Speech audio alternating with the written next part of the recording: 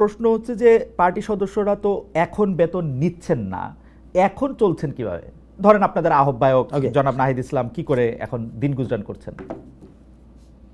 Okay fine. আমাদের পার্টির সদস্য সবাই, মানে হুম, বিষয়টা এমন না যে এখানে বেকার, হুম, সবাই বেকার, বিষয়টা এমন হ্যাঁ, না। হ্যাঁ, আমার নিজস্ব কর্মসংস্থান রয়েছে। আমাদের পার্টির হচ্ছে অলমোস্ট সবারই কর্মসংস্থান।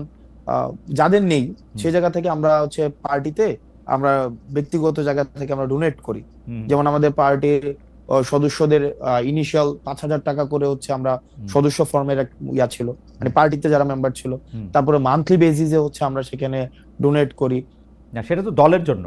দলের যারা মানে তারপর এটা ছিল দলের যে আমরা দলের এটা তো দলের জন্য আপনারা ডোনেট করতেছেন, দলের নেতার জন্য কি ডোনেট দলের করতেছেন?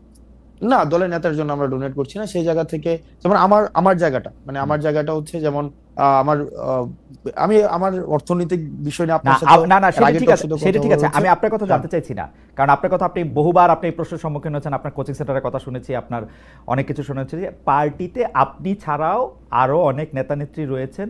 দলের আহ্বায়কের কথা আমি আমার বারবার জানতে চাইছি, অসংখ্য কারণ হচ্ছে যে আমার অসংখ্য কলিগস রয়েছে। দেখেন, জি, আমাদের অসংখ্য কলিগস রয়েছে যারা নিজ নিজ জায়গায় প্রতিষ্ঠিত। রাইট, আপনি তাসনিম জারাকে রাইট, দেখবেন, রাইট, তারপরে হচ্ছে খালিদ অ্যাবসলিউটলি। সাইফুল্লাহ ভাই আছে, এতেশাম ভাই আছে, তাসনুবা জাবিন আপা আছে, ডাক্তার। দেখেন, আমি প্রফেশনালি যদি আলাদা করি, এই পার্টিতে হচ্ছে না না, ডাক্তার রয়েছে, অ্যাবসলিউটলি, এই আমার পার্টিতে এটাতে আমার অ্যাডভোকেট এটাতে রয়েছে, কোনো আমার এই এটাতে কোনো পার্টিতে আপত্তি নাই, ফাইন। কিন্তু হ্যাঁ, যাদের হ্যাঁ, যাদের নাই, যারা চাকরি করেন না, চাকরির জন্য আন্দোলন করতেছিলেন, এখন আইসা মানে জাতির প্রয়োজনে, সময়ের প্রয়োজনে যারা নেতৃত্ব দিচ্ছেন একটি দলকে বা অন্য দায়িত্ব পালন করছেন, তারা কি করছেন সেটি আমি জানতে চাইছি। তাদের ক্ষেত্রে তাদের ব্যক্তিগত ক্ষেত্রে ব্যক্তিগত দল থেকে সাহায্য করা হচ্ছে কিনা বা টাকা দেওয়া হচ্ছে একটা কিনা? একটা জিনিস দেখেন, সাংগঠনিক খরচের দায় দল দল নেয়। হ্যাঁ, একটা রাজনীতিবিদ সাংগঠনিক যে খরচটা করবে সেটা তো আপনার দল থেকে সেটা ব্যয়ভার বহন করা হয়। হুম, আমি কোথাও জায়গায় সফরে হুম, গেলাম, কোন হুম, একটা মিটিং অ্যারেঞ্জ করলাম, কোন হুম, একটা কর্মসূচি বাস্তবায়ন করলাম, এটা আমার অ্যাবসলিউটলি, দল দিবে। সে বেকার অ্যাবসলিউটলি, হোক, সে কিছু অ্যাবসলিউটলি, করুক আর না করে, এটা কিন্তু দল দিচ্ছে। অ্যাবসলিউটলি। এখন তার ব্যক্তি পরিসরের খরচ, সেটা সে কিভাবে সংস্থান করে, সেটা তার বাবা দিচ্ছে নাকি সে নিজে করছে, বা তার পারিবারিক সেই ধরনের সংস্থান রয়েছে কিনা, সেটা ব্যক্তি জানবেন। আমার মনে হয় যে আপনাদের দলের যে আহ্বায়ক আছেন, যে সদস্য সচিব আছেন, তারা কি করে আসলে আহ, মানে তারা তো দুইজনই, তারা প্রায় চাকরি শুরু করেন নাই, ছাত্র ছিলেন, তেমন ব্যবসার সাথে যুক্ত ছিলেন না, আমরা জানি। তারা কি করছেন এটি যদি সামনে আসতো, আমাদের তরুণরা এক ধরনের হ্যাঁ, সেটা সেটা নিয়ে ভিন্ন, সেটা নিয়ে কথা হতে পারে, কিন্তু আমাদের সাংগঠনিক যে খরচ, আমাদের আমি আহ্বায়ক সাংগঠনিক খরচের সেক্রেটারি কথা আমি জানতে চাইছি না। সেটা সংগঠন। আমি জানতে চাইছি এখন যে রাজনীতি কার করার বাসার ক্ষেত্রে নতুন রাজনৈতিক দলের নেতৃবৃন্দ আসলে কিভাবে তাদের কার বাসার খরচ। বাজার কিভাবে হয়, হ্যাঁ, কার বাসার বাজার কিভাবে হয়। ওনারা তো একদম যে ওনারা সিঙ্গেল সবকিছু ডিল করে, বিষয়টা এমন না। ওনাদের ফ্যামিলি সদস্য রয়েছে, ওনাদের পরিবারের সদস্য ওকে, রয়েছে, নিশ্চয়ই সেটা ওনারা ভালো বলতে আচ্ছা পারবেন। ঠিক আছে। আপনি আপনাদের পার্টিতে পূর্ণাঙ্গ কমিটি বলতে আমরা যেটা বুঝি, সভাপতি, সাধারণ সম্পাদক, যার কথা বলেছেন, সেটি কবে আসবে? আপনারা কি এই জায়গাগুলি ফাঁকা রাখছেন উপদেষ্টা মাহফুজ এবং উপদেষ্টা আসিফ ফিরে যেন আসলে সেটি হয়, সেটির জন্য? না এখনো কেন আহ্বায়ক না, কমিটি? সেই না না, আপনি উপদেষ্টা মাহফুজ, উপদেষ্টা হচ্ছে আসিফ, হুম, হুম, উনারা যে আমাদের পার্টিতে আসবে বা আদৌ রাজনীতি করবে কি করবে না, সেই সিদ্ধান্ত উনাদের। হুম। এমনও তো হতে পারে উনারা অন্য রাজনৈতিক দলে যেতে পারেন, এটা উনাদের সিদ্ধান্ত।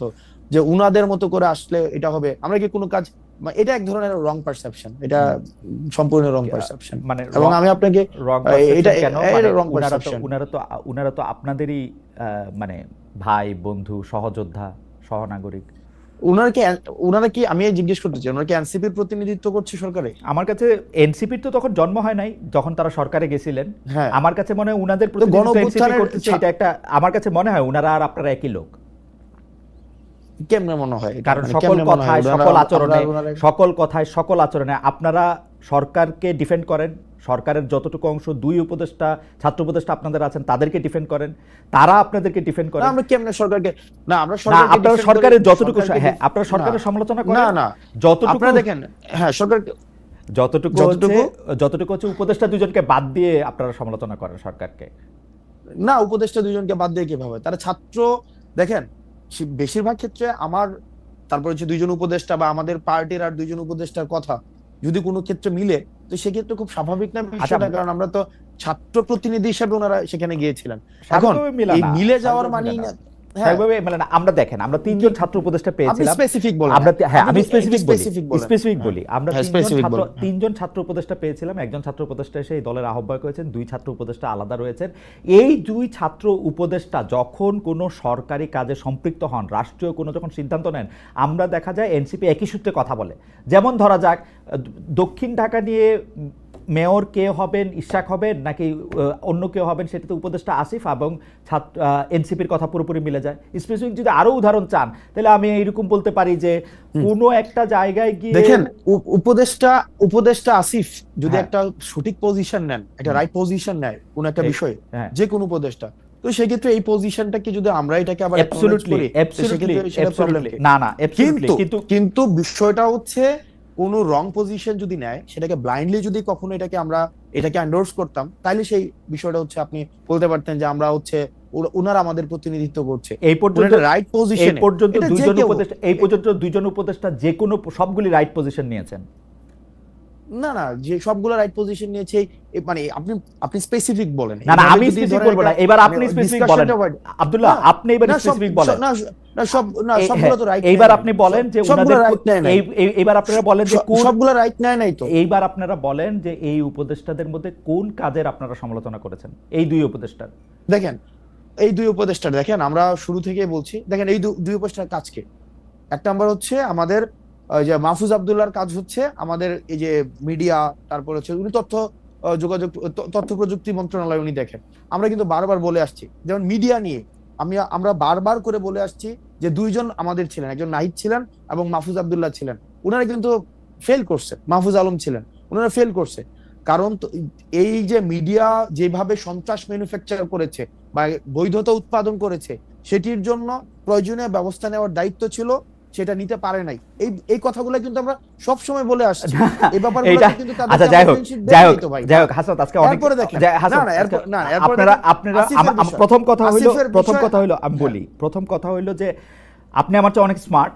আপনি যদি এখন শাক দিয়ে মাছ ঢাকতে চান তাহলে আমি এটা আমি বলতেছি যে আপনি মাহফুজের বা আসিফের কোন কাজের আপনি সমালোচনা করছেন? আপনি বলতেছেন যে যথেষ্ট পরিমাণে যে যারা হাসিনার আমলে সম্মতি উৎপাদন করছে তাদের বিরুদ্ধে যে ব্যবস্থা নেওয়া হয় নাই, সেইটা হলো মাহফুজের ব্যর্থতা বা আসিফের ব্যর্থতা। না দেখেন আপনি অবশ্যই ব্যর্থতা। কেন, মানে এখনো পর্যন্ত ওটা তো ওনার কাজ, এটার জন্য আবার আসিফকে দায়ী করা যাচ্ছে না। আসিফের কাজ হচ্ছে এলজিআরডি উনি দেখেন, উনি স্পোর্টস মিনিস্ট্রি দেখেন, আসিফ মাহমুদ এই দুইটা মন্ত্রণালয় দেখেন। এখন এই দুইটা মন্ত্রণালয়ের আপনি বলেন না যে কোন বিষয়গুলা আপনি বলেন। আমি ইশাকের কথা বললাম, মেয়র ইশাকের ক্ষেত্রে আসিফের অবস্থান এবং সেই আসিফ জনাব আসিফ নজরুল দেখেন আসিফকে আমরা কি দেখেন আমি একজন প্রশাসক আসিফকে কোনোভাবে উত্তর ঢাকায় প্রশাসক নিয়োগের ক্ষেত্রে আসিফের গাজোয়ারি অবস্থান আপনারা কোনোদিন প্রতিবাদ করেন না। এটা অন্য কোনো উপদেষ্টা হলে, অন্য কোনো সরকার হলে কি জোয়ারি অবস্থান, গাজোয়ারি অবস্থান, গায়ের জোরে নেওয়া মানে হ্যাঁ গায়ের জোরে কি করছে, মানে কি করছে? উত্তর ঢাকায় প্রশাসক নিয়োগ দিছে, দক্ষিণ ঢাকায় ইশাককে নিয়াতে দেন নাই, শপথ নিতে দেন নাই। আমি যত না শপথ নিতে দেন, এটা একটা সাবজুডিস ম্যাটার ছিল, যে কোনো সাবজুডিস ম্যাটার ছিল না, হাইকোর্ট থেকে সেটা সেটেল ম্যাটার ছিল। উনি বলছেন যে উনি আইন উপদেষ্টার জন্য ওয়েট করতেছেন, যদিও খুব ভালোভাবে জানতেন যে আইন উপদেষ্টা আছেন হচ্ছে এখন সাউথ আফ্রিকা, এবং আইন উপদেষ্টা আসার পরে বলছেন যে সময় পার হয়ে গেছে। এখন দেখেন না সময় পার হয়ে গেছে, এখন যে সেক্ষেত্রে যে মন্ত্রণালয়ের দায়িত্ব ছিলেন, এই মন্ত্রণালয়ের এটা বিষয় বা এটা হচ্ছে হাইকোর্টের বিষয়, তো হাইকোর্টের বিষয় হাইকোর্টের ম্যাটারটা সেটেল ছিল। এখন আসিফ মহোদয় আসিফ মহোদয় তার অনুযায়ী আপনার এলজিআরডি তে উনি যেই ডিসিশন নেওয়া প্রয়োজন উনি এই ডিসিশন নিয়েছে। এটার যদি আপনার কোনো ধরনের আমার প্রশ্ন এটা না, আমার প্রশ্ন এটা না জনাব আব্দুল্লাহ, এইটা আমার প্রশ্নই না। আমার প্রশ্ন হচ্ছে যে আপনারা যৌক্তিকভাবে উনাদের কাজের কোনো প্রতিবাদ করছেন না? আমার উত্তর, আমার ফাইন্ডিংস হচ্ছে না, আপনারা করেন নাই। আমরা বিকল্প করেন নাই, কারণ হচ্ছে যে আপনারা তাদের বন্ধু, আমরা হচ্ছে এবং এনসিপির জন্য তারা জায়গা খালি রাখতেছে। দেখেন উনারা জুলাই গণ অভ্যুত্থানের প্রতিনিধি হিসেবে সেখানে গিয়েছে, ওনারা এনসিপির কোনো প্রতিনিধি হিসেবে সেখানে যায় নাই। এনসিপি তো জন্ম হয় নাই, প্রতিনিধি হিসেবে যাবে কেন? না তাহলে অথবা কি বা আমাদের কোনো প্রতিনিধি হিসেবে সেখানে যায় নাই, যে তাদের সাথে আমাদের বন্ধুত্বের সম্পর্ক এক নম্বর বিষয়। দুই নম্বর বিষয় যেভাবে বলা হচ্ছে যে তাদের জন্য জায়গা খালি করে রাখা হইতেছে, এটা কমপ্লিটলি একটা ভুল ধারণা। আমরা আমাদের সংগঠন আমাদের নিজেদের মতো করে আগাচ্ছি, এবং এটা হচ্ছে আমরা আমাদের নিজেদের মতো করে, যখন হচ্ছে আমাদের কিছুদিন আগে হচ্ছে আমাদের গঠনতন্ত্র আমরা জমা দিয়েছি, কিছুদিন আগে হচ্ছে আমাদের রেজিস্ট্রেশনের বিষয় জমা দিয়েছি, আবার আমরা যখন হচ্ছে কাউন্সিল করে সেক্ষেত্রে আমাদের পূর্ণাঙ্গ হচ্ছে আমরা কমিটি দিব। Okay. তো সেই ক্ষেত্রে এটা কে আসছে কে গেছে কে আসবে না এই সংগঠনে কি ইনক্লুড হবে। ওকে, কাউন্সিলটা কি আপনাদের অতি শীঘ্রই করার কোনো ইচ্ছা আছে, না কাউন্সিলটা আপনারা পরে করবেন? এটার ব্যাপারে কি সিদ্ধান্ত আছে? কাউন্সিল আপনারা কবে করবেন, মানে না, পূর্ণাঙ্গ আমরা কমিটি কবে আমরা করবেন? আমরা ইতিমধ্যে হচ্ছে রেজিস্ট্রেশনের বিষয়টা নিয়ে আমরা এতদিন কাজ করেছিলাম, আপনি জানেন জাস্ট 2 দিন আগে আমরা রেজিস্ট্রেশনের বিষয়টা সম্পন্ন করেছি। এখন অন্যান্য যে ফরওয়ার্ডিং যে বিষয়গুলো নিয়ে আছে সেগুলো নিয়ে আমরা আলোচনা করব। ওকে, তারপরে আমাদের কোনো এক্সিকিউটিভ মিটিং হয়নি এখন। আপনি মানে কাউন্সিলটা কবে হবে সেই ব্যাপারে আপনাদের এখন এক্সিকিউটিভ মিটিং হওয়ার পরে তারপর আপনারা সিদ্ধান্ত নেন, ফেয়ার এনাফ। আমরা সিদ্ধান্ত নেব। আচ্ছা,